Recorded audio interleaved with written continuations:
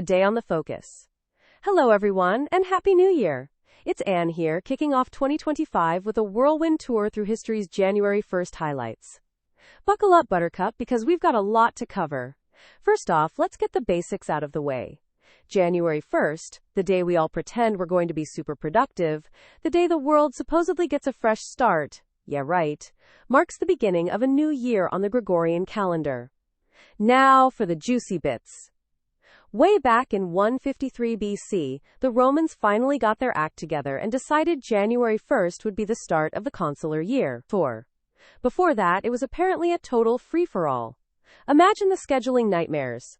Then, in 45 BC, Julius Caesar, the guy who basically invented the calendar we still use, implemented his snazzy Julian calendar, officially making January 1st the New Year's Day we know and love, or tolerate. Speaking of Caesar, 42 BC wasn't a fun time for him. After he got the Brutus treatment, the Roman Senate decided to deify him. Talk about a career highlight after, getting stabbed. We jump ahead to 404 AD. Saint Telemachus, a real-life superhero, tried to stop a gladiatorial fight. Remember, these things were brutal. The crowd wasn't having it, so they stoned him to death. His sacrifice impressed Emperor Honorius so much he banned gladiatorial combat. Score 1 for Telemachus, 0 for bloodthirsty Romans. Fast forward to 1776. Two huge things happened in America on January 1st. STTHE Grand Union Flag, a predecessor to the Stars and Stripes, got its big debut, and Norfolk, Virginia, went up in flames. A bit of a mixed bag for American history, right? In 1818, Mary Shelley's Frankenstein was published, anonymously. This book probably gave a lot of people a reason to not be too excited for the new year. That same day, some people were less scared of the book.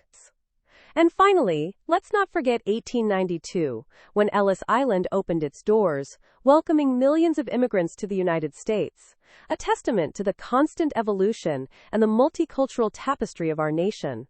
So there you have it. A tiny glimpse into the rich and varied history of January 1st. Now, for my little creative story tying it all together. Imagine a time traveler. Let's call her Ilara, landing in ancient Rome in 153 BC. She's completely overwhelmed by the chaos of the pre-January 1st New Year's system, and she stumbles upon a Senate meeting wrestling with the calendar issue. She whips out her phone, somehow works, shows them a modern calendar app, and convinces them to adopt January 1st as the New Year's start. She then goes back to 1776, sees the burning of Norfolk and the flag raising and thinks, wow, these Americans sure know how to make a dramatic start to a year. She avoids Mary Shelley in 1818, deciding that some historical traumas are better left undisturbed. Her journey ends at Ellis Island in 1892, watching the hopeful faces of the immigrants arriving in America, the fulfillment of Ilara's belief of starting a fresh new year.